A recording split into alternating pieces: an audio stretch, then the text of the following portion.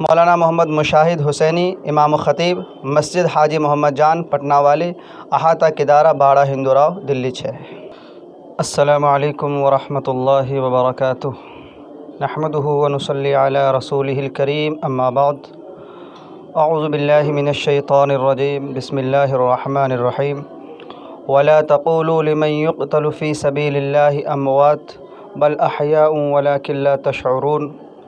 وقال النبی صلی اللہ علیہ وسلم سید شباب اہل الجنہ الحسن والحسین او کما قال علیہ الصلاۃ والسلام۔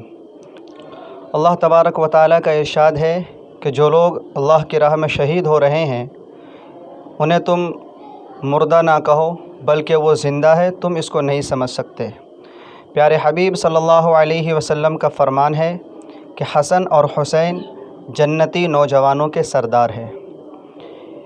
یہ جو واقعہ کربلا ہے اس کی تفصیل آپ ممبر و محراب سے علماء اکرام سے بارہا سنتے رہتے ہیں۔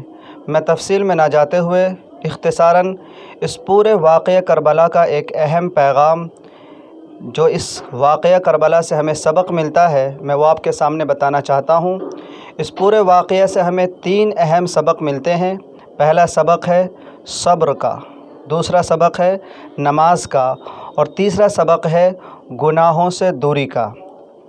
پہلا سبق صبر کے معنی آتے ہیں کہ میری مرضی، میری منشا، میری چاہت پیچھے چلی جائے، اللہ اور اس کے رسول کی منشا اور اس کی مرضی آگے ہو۔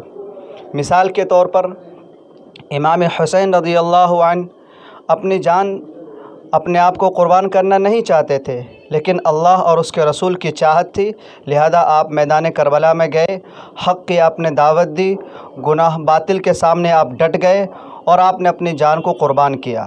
تو یہ صبر کا پیغام سب سے اہم اور سب سے پہلا پیغام ہے۔ اس پورے واقعہ کربلا سے ہمیں ہر معاملے میں صبر سے اور استقامت سے کام لینا ہے۔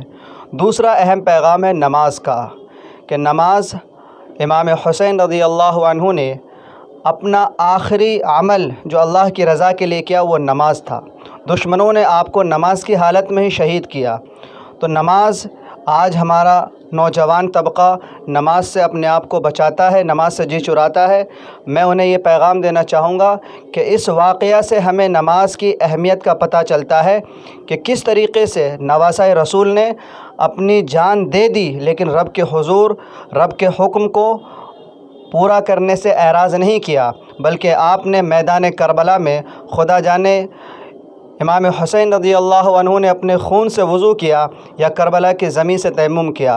اور اسی کو شاعر مشرق علامہ اقبال نے کہا ہے کہ نہ مندر میں نہ مسجد میں نہ بیت اللہ کی دیواروں کے سائے میں، نہ مسجد میں نہ مندر میں نہ بیت اللہ کی دیواروں کے سائے میں نماز عشق ادا ہوتی ہے تو تلواروں کے سائے میں۔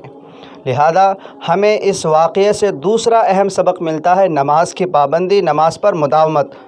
لہذا نماز کو ہم اپنی زندگی کا وتیرہ بنائیں۔ اور تیسرا اور سب سے اہم پیغام ہے وہ ہے گناہوں سے دوری۔ اور اگر گناہ ہو جائے تو اللہ سے توبہ کریں گے، معافی مانگیں گے اور آئندہ نہ کرنے کا عزم کریں گے۔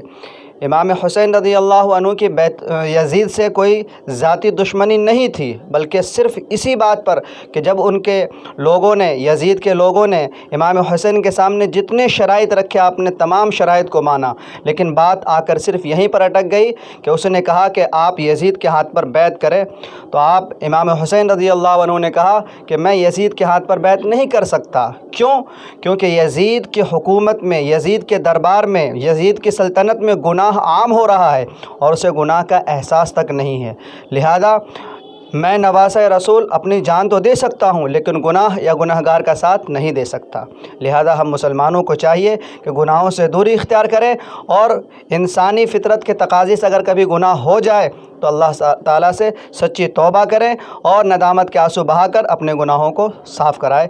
بس میں یہی پیغام دینا چاہتا ہوں کہ اس واقعہ کربلا کا جو 3 اہم سبق ہے، 3 اہم پیغام ہے، صبر، نماز اور گناہوں سے دوری، اس کو اپنی زندگی کا اہم مشن بنائیں تو انشاءاللہ ہم سچے عاشق رسول اور سچے عاشق نواسۂ رسول کہلائیں گے اور سچے حسینی کہلائیں گے۔ اللہ تعالی ہم سب کو عمل کی توفیق عطا فرمائے۔ السلام علیکم ورحمۃ اللہ وبرکاتہ۔